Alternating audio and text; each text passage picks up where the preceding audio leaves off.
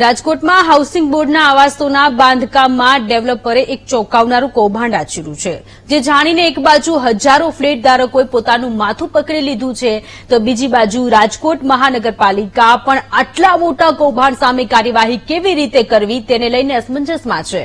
જી હા, રાજકોટના રંગોલી પાર્કમાં બનાવાયેલા હાઉસિંગ બોર્ડના આવાસોમાં ડેવલપરે ફ્લેટના દસ્તાવેજમાં દર્શાવેલી જમીન કરતા ઓછી જમીન પર ફ્લેટ બનાવી હજારો લોકોને પધરાવી દીધાનો ખુલાસો છે। અહીં મકાન ખરીદનાર તમામ ફ્લેટના દસ્તાવેજમાં જમીનનું માપ 81 ચોરસ મીટરનું છે, જો કે માપણીમાં ફ્લેટ 77.5 ચોરસ મીટર હોવાનો ખુલાસો થયો છે। આમ હાઉસિંગ બોર્ડના 1164 ફ્લેટમાં દરેક ફ્લેટ ધારકને 3.5 મીટરની જમીન ઓછી અપાઈ છે। ઓછી જમીન પર ફ્લેટ બનાવી વધારે જમીનનો દસ્તાવેજ બનાવનાર ડેવલપરના કૌભાંડનો ખુલાસો થતાં ફ્લેટ ધારકોમાં રોષ જોવા મળી રહ્યો છે। કૌભાંડનો ભોગ બનેલા 1164 ફ્લેટ ધારકો આ મુદ્દે કાયદાકીય લડાઈ લડી લેવાના મૂડમાં જોવા મળી રહ્યા છે। સમગ્ર ઘટનાને લઈને રાજકોટ મહાપાલિકા દ્વારા પણ માપણી કરી આરોપોની ખરાઈ કરવામાં આવી, ત્યારે ફ્લેટ ધારકોએ કૌભાંડી ડેવલપર સામે કાર્યવાહી કરવાની પ્રક્રિયા હાથ ધરી છે। અમારી સાથે ભયંકર છેતરપિંડી અને અન્યાય થયો છે।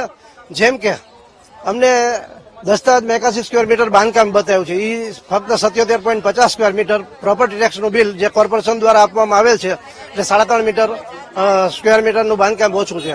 ટોટલ બાંધકામ 3407.2 સ્ક્વેર મીટર બાંધકામ ઓછું છે, જેની રકમ 7,49,54,000 રૂપિયા થાય છે, અને અમને સોલાર પેનલ આપવામાં આવેલ નથી, ક્યાંય છે નહીં, કોઈએ જોઈ નથી।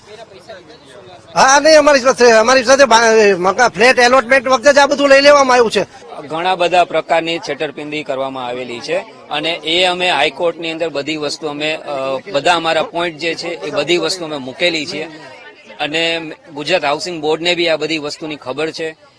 કોર્પોરેશનની અંદર જયારે અમને ટેક્સની વાત આવી ત્યારે અમને તો ખ્યાલ આવ્યો કે આ લોકોએ આટલું ઓછું કરેલું છે। એ લોકોના પ્રમાણે એમ કહે છે કે બધું બરાબર છે, અને સોલાર પેનલ છે એ તો જેને કહે ને કે રેરાના નોર્મ્સ પ્રમાણે એ લોકોને ફરજિયાત આપવું જ પડે।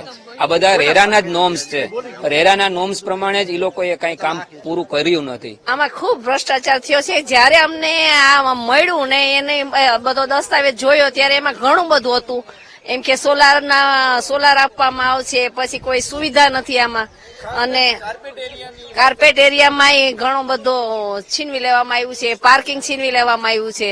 એમ કે દુકાનો તો હતી જ નહીં, તોય દુકાનો કરી નાખી, પછી એની ઓફિસનું નતું તો એ પણ કરી નાખ્યું ને, ઘણા બધા પોઈન્ટ આમાં અધૂરા છે ને એમને બધાને આપી દીધું છે।